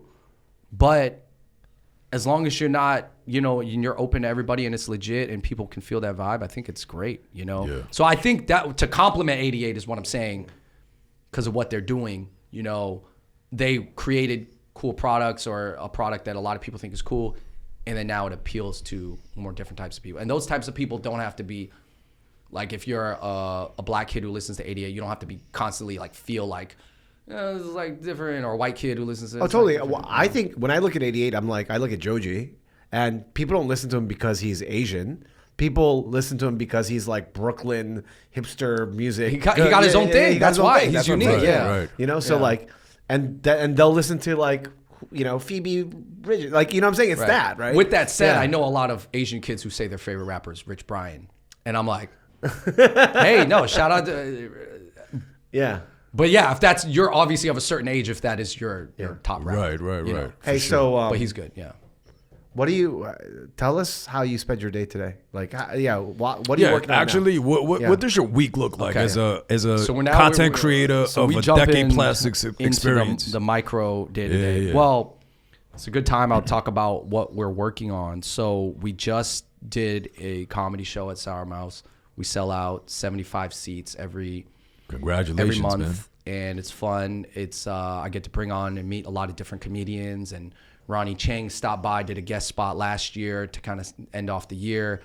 It's been very gratifying to perform in front of people, and I love it because it's a different connection than online. I don't want to say I will always do YouTube because I think YouTube reaches the most number of people, and you can create content and do all that stuff. But something about doing live, I'm like, once a month, this is like a treat for me, you know? You kind of get to say different things, you know? I say a bunch of stuff there that I don't say on YouTube, and I wouldn't say on this podcast. Because it's like when you're enter that room, there's an invisible contract you sign that say, hey, this is a comedy show. Comedy, it's meant to be taken lightly. Don't take it too harsh, even if you're slightly offended. It is a comedy show. So people are going to push the limits a little bit more. YouTube, I don't believe that that's the right place. Podcast is why so many people get canceled off their podcast, because they're just letting their brain flow and they're just like, this is a safe space. I'm just going to say whatever. You have to understand, people listening are like listening by themselves at home, and they're just like, they're feeling a type of way. They don't have another person to talk to. When you're at a comedy show, you look around, everybody's laughing. Oh, shit. All right, I don't want to. Even if you're getting roasted, you're like, this is just part of the, you know. So anyways, that's why I love comedy always. And I'll try to do it on some level. But we just did that, but in the meantime, essentially, YouTube channels, we're making changes to the YouTube channel, and then working on Smala Sauce, which is our new chili oil, which is currently sold out from the first batch, but we're working on the second batch right now. Word. And it's, Congrats, man. It's a hot chili oil. We're trying to bring like mala, like that numbing spice to the masses. Yeah. And a Are we lot of gonna people try like it it. with the We're pizza? going to try it with the Yeah, pizza. You know, alright, you could cool. try it right here Yeah, off yeah. the... do a dab, but we'll do it on the pizza, and this is a sample bottle. This is not how the actual bottle looks. Okay. But I had to do this for an event. So doing that's a new venture that I think is really cool, that has opened up a whole new world of consumer packaged goods, the Nectar world, like following Jeremy and the Win Coffees, everybody. I'm curious, you guys must have had multiple opportunities to delve into CPG in the past, especially when you guys were heavily indexing on food content. What kind of took so long to be well, on? I guess we did you didn't. guys have like a big merch business? Like, I never we sold some Boba Life t-shirts back in the day, Right. which was kind of like, Boba no, Life? we kind of narratized, what's the Like word? Herbalife? We narrated hilarious. that rise of Boba because it's a cultural shift. No, I know, y'all. No, it's significant. There's articles that quote. Yeah, y'all You look like up phone y'all calls, like you get the quoted. y'all like the mascots of Boba culture, man. Kind, Boba, you know what I right. mean? So you guys, did you guys? I don't wanna you say guys the should have. You mascot. guys should have a piece of Boba Guys. Did you invest? no, I love those guys. But When I think Boba, I wish I think got of a piece y'all, of man. that. No, that's good. That's fine. I don't consider myself a champion of Boba, but we told the story, and it just felt like we were the champions of it. But because it's not because of the product itself, even in my opinion, it's about what it means culturally. And, Right. And me and my brother David, we saw that early on, you know, and David was like, yo, man, like this Boba life culture out in San Gabriel Valley is like, yo, we got to, because we're newcomers to San Gabriel Valley, and we made that home for several years. Anyways, as far as the CPG, yeah, it did take us a while to kind of dip into this, but I never really liked selling t-shirts as much. You know, we sold some, but like I didn't want to sell people clothes that they didn't need or that I didn't feel like was actually good, really good. I respect that. Yeah. We just could never really feel passionate about it. And then recently, a couple years ago, I get in touch with this agency called Create with Kira, and I hit them up because they help people launch brands. Right. And now this is the space that we're at in 2024. There's agencies and companies, and you can make money helping all these creators and influencers create their brands. Yeah. Do you remember White label companies? Do you remember Rodeo Arcade? I had that program. I built that for Maker. Rodeo Arcade. So basically, my job at Maker when they acquired my company was essentially run music, but also run and build any business outside of advertising. So But remember for the t-shirts? Maker or for artists. At Maker. So we had PewDiePie games, we had Right. PewDiePie t-shirt, we had right, Yogscast posters. we Right. had- Do you think that, would you say that that was successful or maybe it was a little before its time? It was way before its time. A $10 million business was a nice to have when you're getting, 50 million from CPG brands, right? Like it was literally a nice to have. But today, it's not a nice to have. It's the thing, right? You got it. If you have community, you could pour them into anything, right? Yeah. So, we're on wax saying this. Go back. I've been saying there's going to be a Mr. Beast fucking mortgage and insurance like years ago, right? People don't understand that. Everything that you think is protected by moat, technology is deflationary, right? Technology is deflationary. So when you look at Procter & Gamble and you're like, okay, well, they're just going to buy the next, or you look at Mars, they're just going to buy Feastables. Why? Why would Feastables sell to them? Cash, right? Capital. Capital is a commodity now. Banks, lenders. Easy to get capital, in a way. Yeah, easy to get capital, right? Okay, well, distribution, shelf space. Dude, real creators, if you're a real creator, you will go to certain stores to buy certain things on certain shelves. I mean, that's what's happening in Walmart right now with Feastables, right? Yeah, it happened, right? Yeah. I mean, that's what's happening with Jeremy and Nectar. And by the way, the only thing that ends up happening after that is then you get to a certain point where you have enough clout, and now you get the end cap, right? And then again, I saw that shit 10 years ago with T-shirts and posters and merch and affiliate deals and all that stuff. Again, I'm zooming out again to be like, yo, I think Vivian, we're on record saying this too. We think you're Rich BFF, probably fifth wave Asian American, and she's not really even only appealing to that. I think Vivian is Kathy Wood of ARK Invest, right? Because I think people that watch her are not her subscribers, but I think they're her LPs, right? I think Cody Sanchez, I'm on record saying this, I think Cody Sanchez is the next Blackstone because right now she's talking about boring businesses that are laundromats and car washes and et cetera. But again, you consolidate enough of those, which private equity is doing right now, you're going to start to rival Blackstone, right? Zoom out. 10 years, 20 years. That's sort of where we're at. Yeah, get us next. Yeah. Who are we the next? Think of that. I like this, Brian. You go. Well, I mean, I Who think are Fung Bros? I don't know. I don't know. Are you Andrew Schultz? Tell me Are my you Andrew future. Schultz? How are you going to leverage YouTube to what you're doing right now? How much of your existing audience is still from before? How much of it is new? Right? I actually think we're capturing. I don't want to say, but I feel like our recent boost in exposure is it helps Smala and it helps everything that we're doing. It's like I feel like we're kind of getting like a little bit of a small little like a little now. Like an uptick. So people Yeah, a know little you for that. Because what happened is we have how I view it, and tell me if what your view of this is. Fung Brothers from back in the day, from whenever you watched a video, which a lot of people stopped watching. You know the brand name, you've heard of it, and you've seen something from us over the years. We put out so much content, we've been around. And we made so many different types of videos. Right. Sneakers, food, Asian videos, travel videos, literally everything. And then, so a lot of people kind of like forgot about us or whatever, stopped watching. And then now with hopefully part of what I hope that my comedy clips do and Smala Sauce, it brings a little bit like renewed eyeballs and be like, oh, this is by the Fung Bros. Oh shoot, like you know what? Like I don't watch their videos anymore. I don't have time, or maybe I'm not as interested or whatever. But I'll check out their sauce. Oh, their sauce is good. Oh, great. And then boom, and then it's like this ignition, refresh. I don't know, whatever word it is, but like that's how I kind of view what's happening. Okay. I guess. But what's the utility though? What's the thing? No, well, I mean, so if I'm still following you and watching you, what am I going to get from you?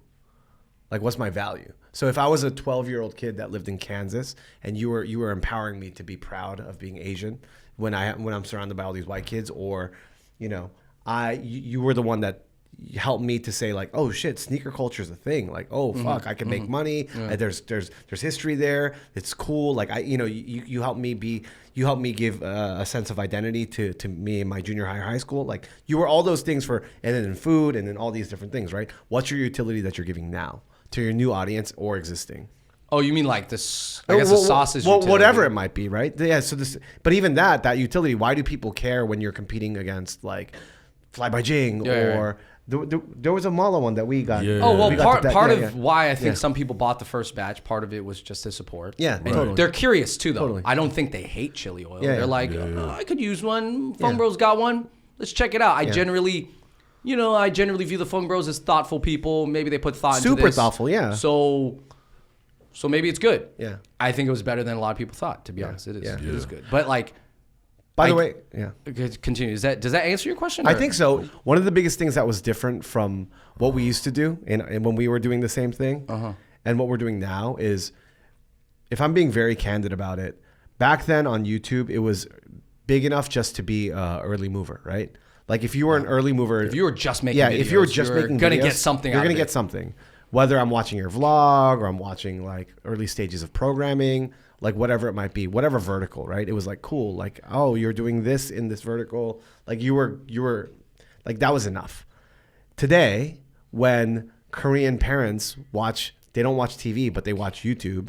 Today, when like YouTube is literally, streaming the Super Bowl and, Major League Baseball, we live in a world where like you're constantly vying for attention. So nowadays, for anyone making content, not just YouTubers, for anyone making content, that value proposition has to be super clear. And that exchange has to be super clear. It's harder to catch your eyeball. Yeah, so like whether I'm watching someone that's hot and attractive or someone that's super That's funny. why, yeah. Sometimes they're just hot. Yeah. Or sometimes they're telling you financial advice that you think is useful. 100%. Yeah, so it's Now like a clear utility. Yeah. Like, what are you giving me? Yeah. But back in the day, it used to just be like, yo, I'm watching Fung Bros, right? But now it's like, oh, I'm watching Fung Bros, and they're going to literally show me how they're going to take an underserved product that most of the world doesn't know about, and they're going through that. That's what Jeremy's doing with that's with what he's Nectar, doing right? with Nectar, And yeah. now he's like, look, hey, you want to know how about DMAs? This is how these marketing areas are, dude. Yeah, he's explaining the game. Yeah, spirits are a completely different thing. Oh, Superline Warehouse, Asian Industries, yeah. Yeah, in Atlanta. Like a Korean cat who's doing So like they're wholesale doing- planks and shit. All the Korean Asian Java business that our parents used to do, they're just doing that now. They're selling blanks, But explaining it. But they're explaining that Yeah. shit. And They're going to trade shows, asking a Chinese vendor, yo, like, you made this for Kith? Okay, how much will it cost for me to make it if I work with you? And the vendor's like, oh, The $20. process is the content. Yeah, the process is the content, yes. But the So- old school version I of love that is like, you ask Jeff, Bobby, any of these guys, how do you make that? Don't worry about it, But now it's like you have to give that game away.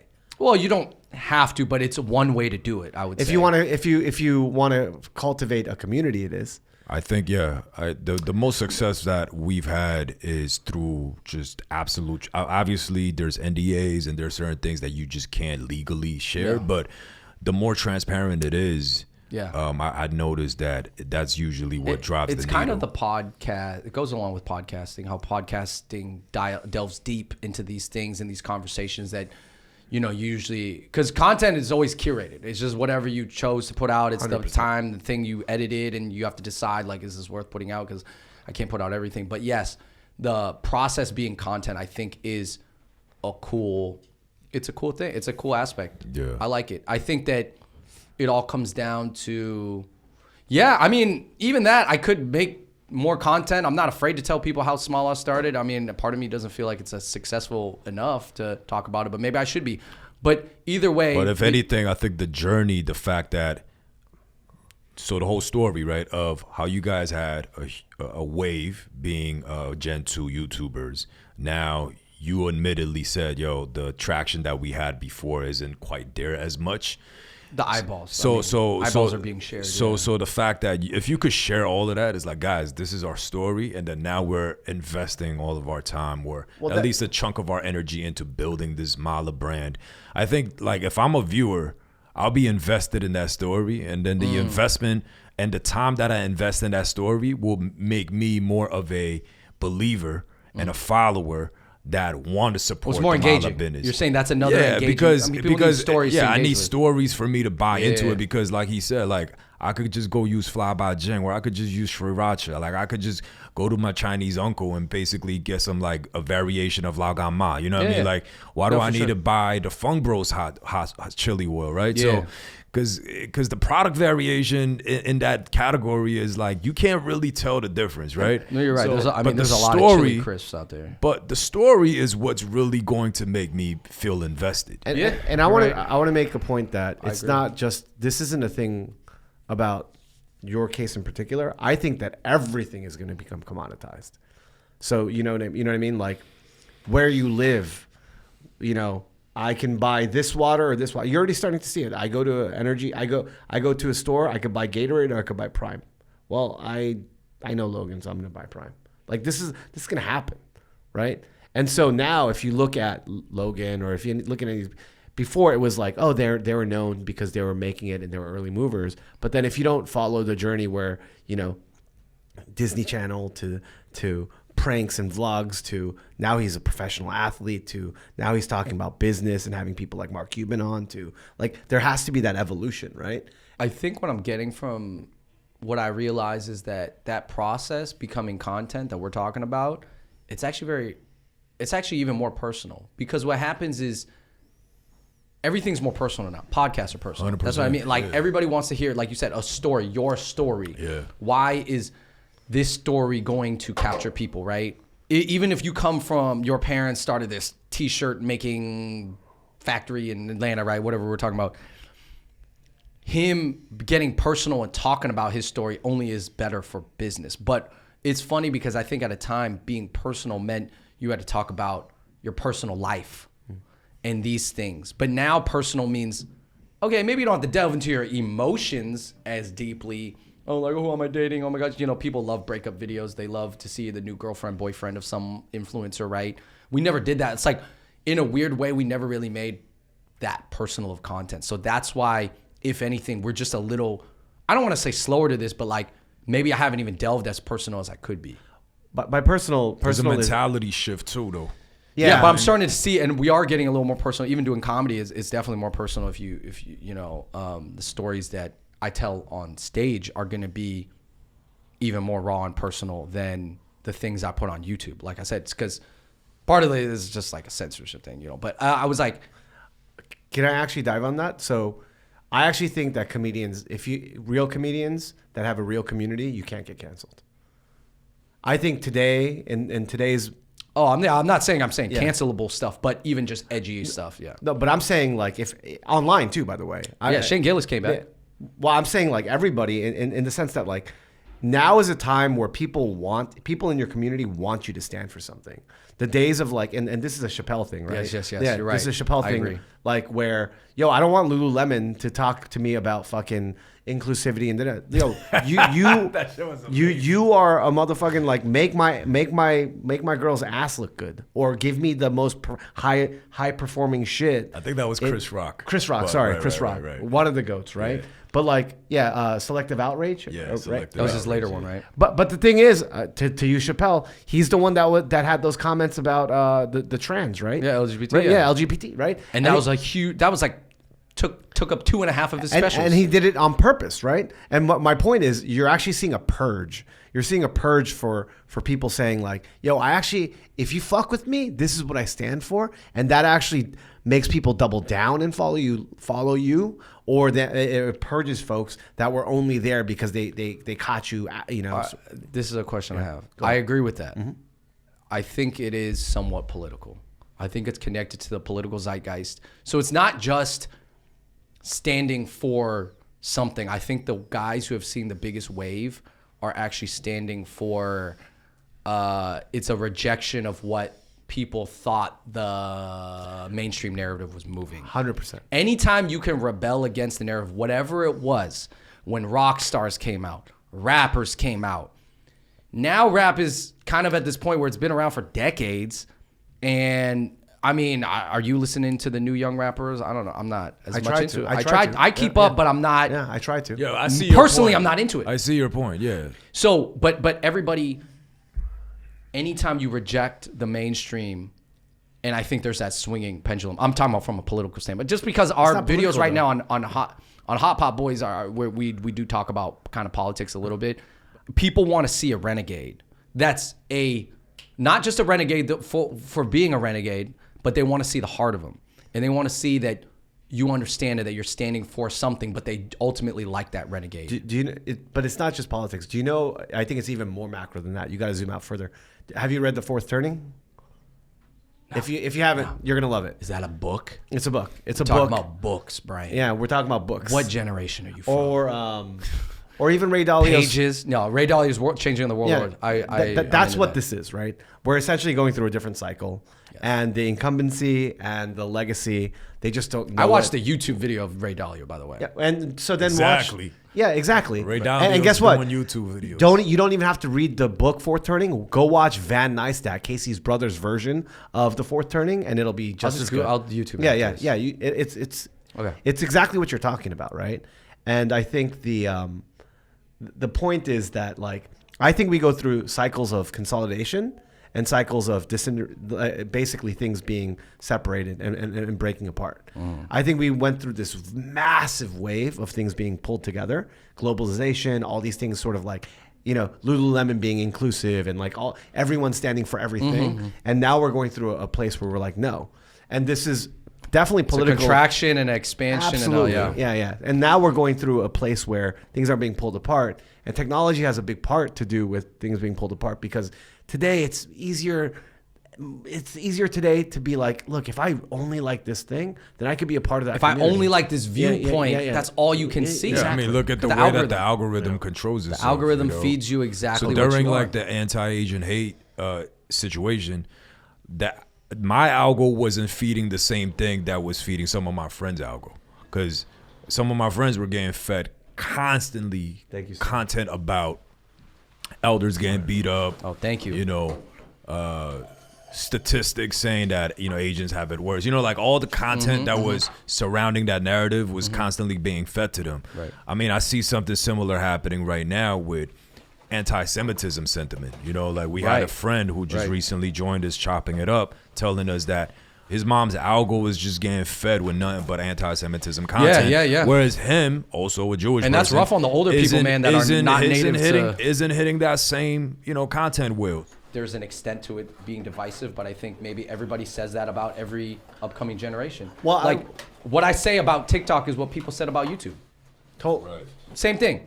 Oh, who are these kids making YouTube videos? They don't know about directing. I knew Asian directors when I came to LA that were like talking so much trash about YouTube, and not in a personal way, but just be like, man, it's not good work. Yeah, I feel you on that. No. And, Hey, it's just YouTube. All those YouTubers, exactly. YouTuber comedians, they're not real comedians. So the funny thing is, I mean, we're obviously involved in a lot of projects, but one of my favorite things, and I think it's one of JK's favorite things, is when people ask, especially in New York, they're like, hey, so what do you do? Like, oh. I mean, ask you. Yeah. Like when we go to I go to my kids' like open house. Right, or how do you sum up what you do? Yeah. Or even like we were at this KKR Asian.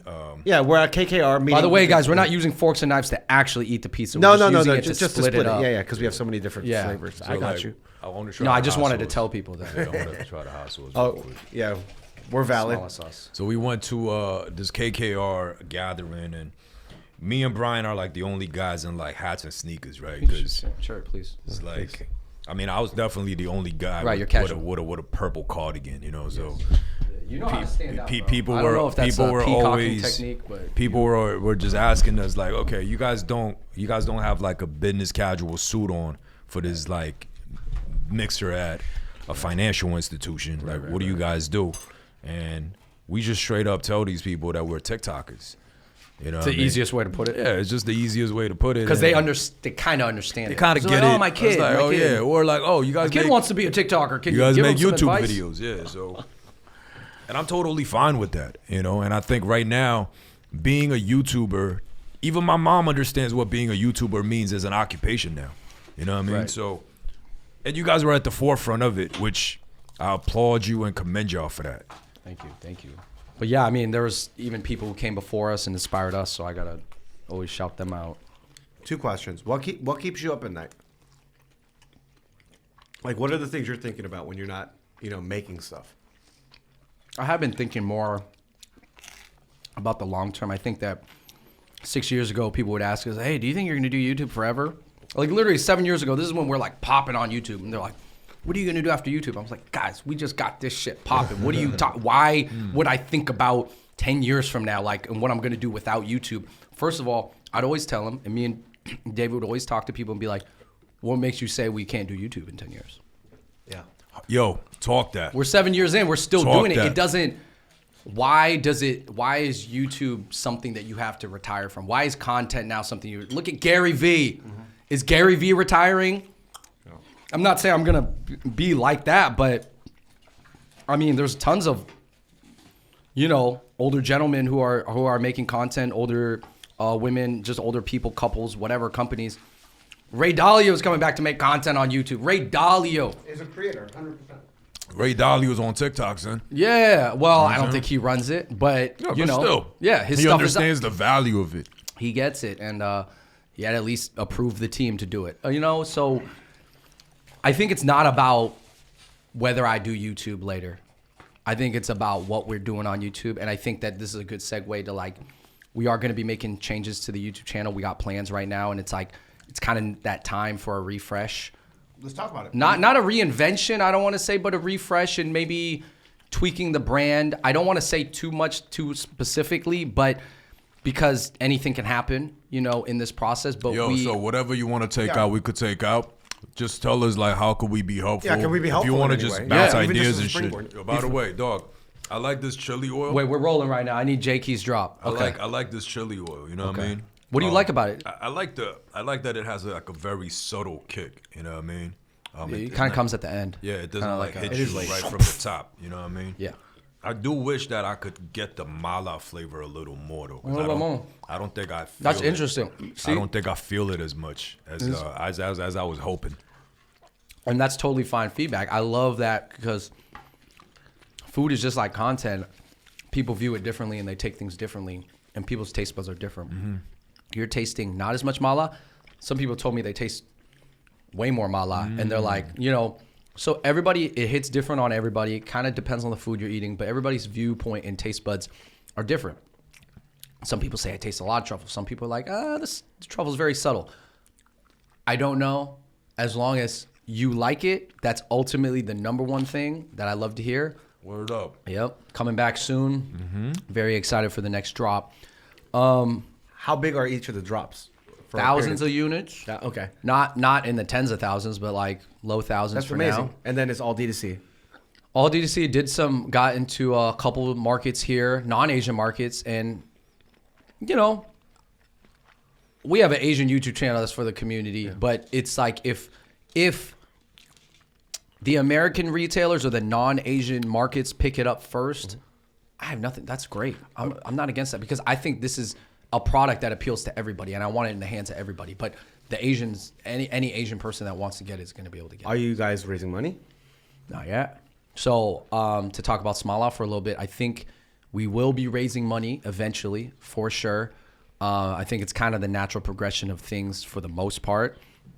But right now we're bootstrapping it, and it's just coming out from us right now as we do the first few launches. And then when we get a hold of things and multiple SKUs out, multiple products out, get everything, got all the data that we need, we're gonna probably raise money. I don't know, within the next year maybe. I don't What's know. the biggest need for the business right now? Like you said, like we said earlier, capital is not like if I wanted to borrow some money, it's not that hard. Go to the bank, I have decent credit and stuff, or I could raise from friends and family. I'm learning more about the raising money, round, seed, all that stuff more in the past few years being in New York. This is a great place to learn about that stuff. Right. That's all they talk about around here. VC, VC. Everybody's a VC. Yeah. Which is not bad in a way. But yeah, so the need is just more exposure. I think as long as people get it, gifting it out was useful to my friends, and they tried it and they promoted it and they stand by it. Like I got some friends who are really big fans of it, and legitimately, not just because we made it. And I think it's gonna just come down to exposure. once we get the lock down our margins, and manufacturing is a whole different. Manufacturing food is a whole thing. Like Sriracha, you saw the Sriracha lost some of that market share. It will never come back to that level. And then Underwood Farms started their own Sriracha that I heard tastes more like the original, because the new Sriracha recipe tastes a little different. And that's just because the farm changed. And that's unfortunate. But, you know, that's also business sometimes. So Totally. So it looks like it's still awareness. But I ask because, you know, it could be a production thing, right? Like we see that all the time. Yeah, I don't want to say production because, I mean, I love the guys who do it. I think that this is my first foray into manufacturing, so I'm listening to the other guys on our that we're kind of partners or teaming up with that help us through things, and I'm listening to them because this is their life. This is not my life. Totally. Unfortunately, I always say I'm so thankful, like, I didn't have to quit my job to launch this. A lot of people quit their day job to launch their own personal brand. Right. Yep. I'm able to do this while I'm still doing my other thing. I'm busier than I used to be, but other than that, like, you know, I'm thankful for that and I'm grateful. So, but I don't know. Maybe I don't want to say manufacturing yet. I just think like it's just it's just once you lock down the pricing and then getting it out. I'm itching for it to come back because I have this energy. I'm like, yo, guys, we're ready to go. Because we're head marketing, you know, we're head marketing and founders and all this stuff. So I'm like, yo, let's go. Once you send me the bottles, I'm making the content. I'm going to ride on my scooter around New York City and sell this thing. I'll get it in the hands of Jakey. I'll get it in the hands of all these other food people, you know. And then, so I guess that's what's like energizing. Man, this one quote from Kanye, man, from his documentary, he was like, yo, I don't really like the word exciting. When you're excited, you make mistakes. When you're excited, you run a red light, you could crash. I want to use the word energizing. What's energizing you? Oh, yeah, I remember that scene. I love that scene. I love that quote. So, what's going on with the future of Fung Bros? Future of Fung Bros. For the pod, without getting too specific, we want to shift things, and I think it's a good time for us. I think being in New York, we've grown and we've done a long time. I think like maybe it's not always Fung Bros at the helm. Maybe Fung Bros always exists, but it's not gonna be like the head of the ship, you know. And there's a new narrative and there's a new mission, and maybe it's a more all-encompassing channel. I know we were talking about Asian networks and why we think a lot of them don't work, and I think that's a whole conversation. I've had people wanting to consult with me and they weren't paying me, but they want to be like, oh man, to come talk to me about the thing. I was like, man, I can tell you my thoughts for like 20 minutes, man, but like 15 minutes. But like, I think there's a way that I don't want to like pitch it like it's an all Asian network, but it's got its niche. But I think that being able to incorporate more people beyond just, we've always incorporated a lot of people in our videos, but it was always under like the Fung Bros TV network. So it'd be like a bar stool. Y'all want like a bar stool situation? You're going to build a platform. Not about sports and not. Well, you're building like a platform that's bigger than just you guys. And it may or may not involve turning our channel into that. But either way, if anybody's interested, please email us if that sounds interesting. I think that. Well, what's the ask? So, are you looking for talent? Are you looking for people with distribution? Production. And if there are investors for this thing, I mean, I will probably be asking for investors for Small Ass Sauce in the future. But right now, if anybody has the power, that's who I want to talk to. I want to talk to anybody who's interested in that, whether they're on the production side or not, you know. And there's no like Asian Male magazine, you know. There are some that tried, but I take inspiration from them. But I think that there's you know, we're bros. We're Fung Bros. We've been Asian bros this whole time. Like, I don't want to hide from that. Like, we've been good bros, good people, but we're bros. Why am I ashamed? Yeah. No, totally. And I think that there is a good opportunity to have a lot of those healthy conversations that are needed. You know, I lurk on Reddit. I lurk on Twitter. I know a bunch of Asian guys. I know a bunch of people of all different types.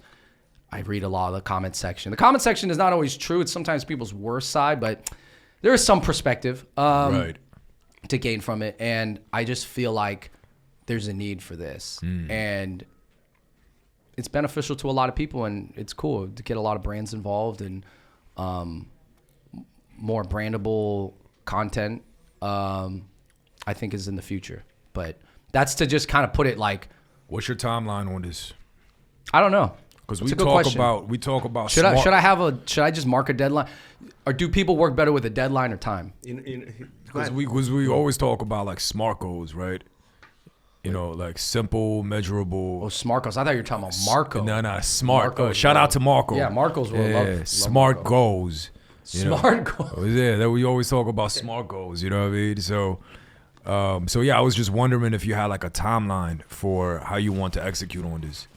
I mean, I don't see why we can't make headway in the next year. Gotcha. Shouldn't take more, like with technology now and we can do it. Can you walk us through your team? What's your team look like? It's pretty slim right now. Yeah, it's a small team. There's a cost of doing business in New York City that I think we all have to acknowledge, even though we all love this place. So it's you, your brother. We got one guy in house, and then I got some remote editors. So pretty slim team. Do you have a manager? I do some editing. Agent? Yeah, I have Mylin Yamamoto from Click Now. That helps. She's more of like a deal agent and like someone I've been working with for a long time. Really great person. How long is long? Since the 99 Ranch deal. Wow. So for a decade plus. Decade. Yeah, 10. Day one. Maybe 9 I and a respect half, that. 10 years. I respect that. But that wasn't day one I got it. But anyways, long time. Day one brand deal. Yes, day one brand deal. Long time. Anyways, you know, our content right now has a pretty low overhead, but I think that with even the new technology, the new camera equipment, new microphone, lavalier equipment, it just gets better and better every year, man. And it just makes it easier and easier to create good content. Like you can put a green screen on Instagram. You can put yourself in whatever setting you want. There's AI design. There's AI caption apps. There's like camera phones are looking better and better. You can plug a lavalier mic into your phone and do all this stuff. So, like we were talking earlier, like mainstream big bazooka cameras is maybe movies. That's it. But even the Creator was shot on FX3s. That's a camera I use. Yeah. Yeah, it's You right know, there. probably with like a $20,000 lens. Yeah. And crazy editing, but you can But do the it. body is The still body's that's the accessible. body, yeah. So that's a $3,000 camera or something like that. How often are you guys? What's your production schedule right now? We film probably like 4 days a week, and we try to leave a day. First of all, we work weekends always. I'm working all the time, but work. I always tell my girl, I'm like always working, but it's not like insane work. Yeah, same. Like it's the same thing. When you're a creator, you never stop thinking about it 100%, yeah. and texting people, scheduling people. You schedule on the 100%. weekend, but it's not like you're doing surgery for And 7 days our a week. Our work doesn't shut off. Like yesterday, I was replying back to DMs till like 2 a.m. on the Righteous Eats And account. you can argue, and those DMs are work related. Yeah. yeah. I can say that it's work. Yeah. Yeah. Well, if you're talking to a restaurant, you got to schedule. Hey, when you're there, it's whenever that person's up, and you just got to get stuff done. So I was sending edit notes to one of our editors till like 1 a.m. in the morning. So, but after I had TV time with the lady, so she went to sleep, and now I have my own time. Right. So you know what I'm saying? So it's like it's not like we have Well, a you lay regular in bed, 9 to you turn 5. over, and then you do all this stuff. Who you texting? I'm restaurants. No, for real though. Like, yeah. So, yeah, we don't have a typical 9 to 5 where we shut off after 5. You know, Yeah. if anything, you shut off after 5. Take a your break. Take a break, and then you work again. You Turn know? back on at 9. But the 10. beautiful thing about all of this, Andrew, that I'm sure you feel the same way, is that at the end of the day, it's yours. Like, this is your shit. Like, Entrepreneurs ain't don't nobody could tell you nothing about it. You know what someone told me, yo? This is funny that a lot of, because there's so many creators in this space, like doing this thing now. They were like, Right.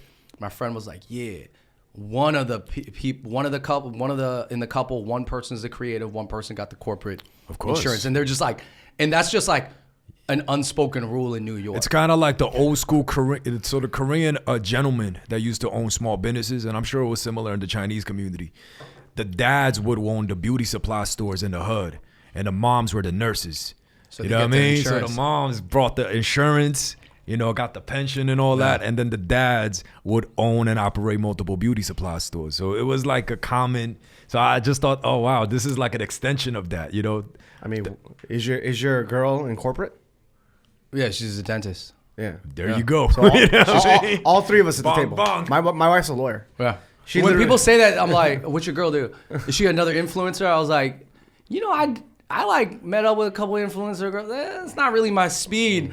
And then they're like, "I was like, oh, she's this. Oh, you got it made, man." I'm like, "She might have it made. We'll wait and see. Hold on." Right. But yeah, it's funny. You need that balance, and Well, the line is literally, my wife literally will say, "Well, someone's gonna have health insurance." Yeah. That's what it is, right? But hey, man. Partnerships work in so many different ways. You need a 100%. yin and a It's a yang, balance partnership. out. It's a You know, partnership. you also gotta make her life more fun and interesting though. That's probably part of your job. I don't know if I do any of that, but because we're working all the time. Yeah. Yeah, But at least you get free food at restaurants sometimes, right? People comp it. Like, But see, we put ourselves out there as the guys I that always know. pay for meals, so I don't even feel comfortable getting free meals. yeah. You know what I mean? So we we don't. owe- I don't get free meals. I don't get free meals. We get free meals, and then we end up having to tip over. Tip over. right? Yeah, No, that's yeah, true. what I- You end that's up what kind we of do. paying for Yeah. Yeah, we probably pay more.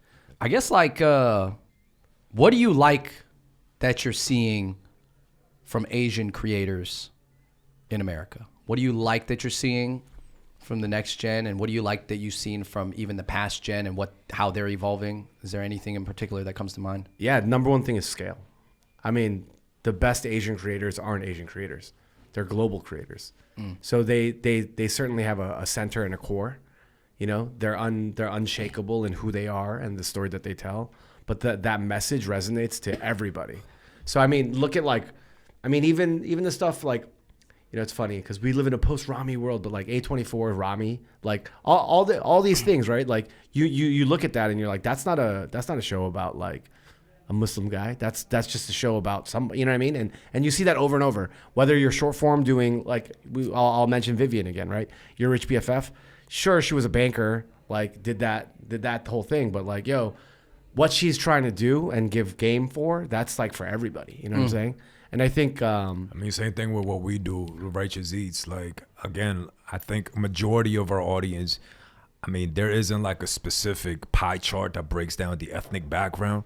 But if I look in the comment sections, if I look in the DMs, majority of them are non-Asians. So I think, again, like, I don't think you have to sway away from the fact that, like kind of what you said, like old school comedians hiding the fact that they're Koreans or Chinese. I don't think we're ever at that stage. Hopefully we'd never go back to that stage, but we are at a point where, you know, having this monolithic silos, a squad of, you know, coming together, like, nah, like you actually have to start shaking hands and kissing babies outside of your immediate circle, you know, and I think that's happening in the creator space as well. Any disappointments that you guys have seen, like having been in the world for a long time? Is there anything you wish you saw from the Asian community that you're like, that didn't really come together? yeah, organization. I think organization is Amongst who? We don't have systems in place where I think that some of the rich Asians kind of failed us in that category. No, well, again, so okay, let's take a step back. The first thing that I'll say about my first disappointment about sort of the existing scene from before when I was coming up is that it's a narcissism of small differences, right? Yeah, So it's a big one. So and that's a huge one, right? That's a So big if one. I'm working at a company, like if I'm working as a hip hop A&R, right, and I'm that guy, then I'm looking at JK. I'm like, who the there could only. There could only be one. There's only one Asian Yes. in hip hop anyway, and now we're at the same company. Who the fuck are you? There's only one Asian American, whatever. There's only one. I'm the Korean guy, dude. Who are you, right? Yeah. So then there's a bunch of that, and you know, to the broader point, like our audience.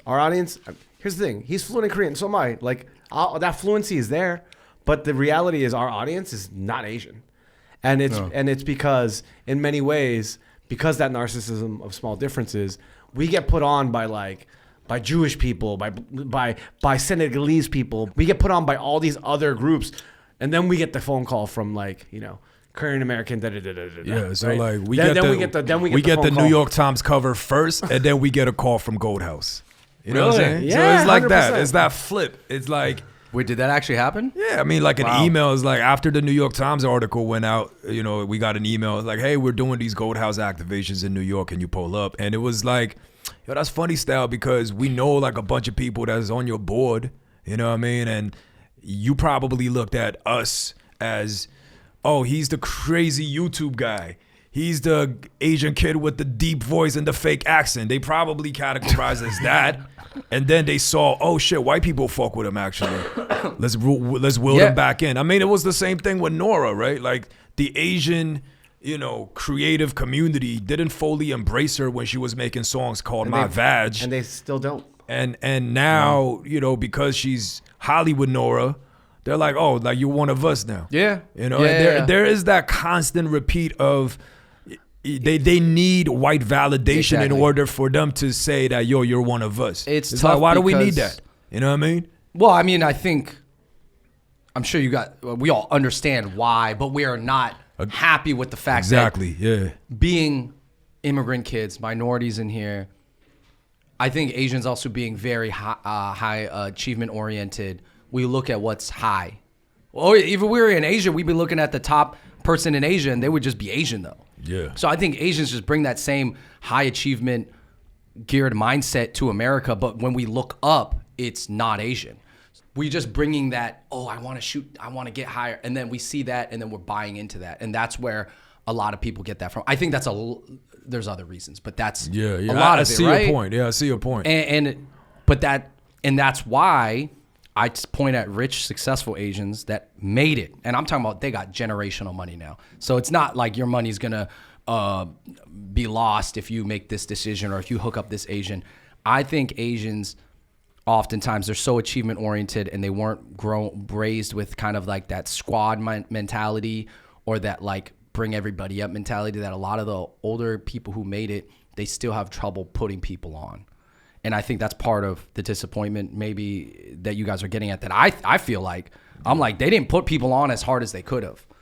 Now that's easy to say because I'm not in their position, of course, but I just feel that way. That's what I'm saying. Yeah, no, I agree. I mean, And they're not doing enough for other Asians. As well. I try to look at it from their perspective as well. Like, let's say if an OG hip hop writer that when I was in the writing game, there were big bros that looked out for me, but there were also people that didn't really show me much mentorship or interest.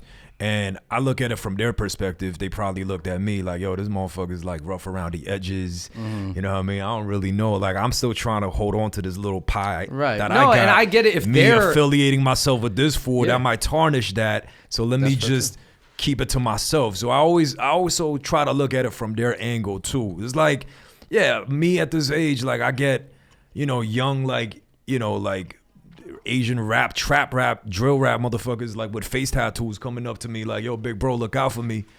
I feel the same way. Like, yo, dog, like your rap name is named after a firearm. Like, I don't know if I could really put you on. You know what I mean? This is just a Your name is AK-47. Like, I don't know if I could put you on, you know? So just an exercise. What if you tested them and was like, all right, you really want me to be big bro? Well, if you're gonna be little bro, and I'm gonna put you on in any shape or form, connect you with anybody, and put my name behind you, then like do this. And I think that this is like do this for me or do this task. And I think that nowadays, I think because so many kids out there got dreams, like so many kids run up to me, it's like, oh, I want to be a YouTuber. You start a YouTube channel yet? I've been thinking about it for 2 years.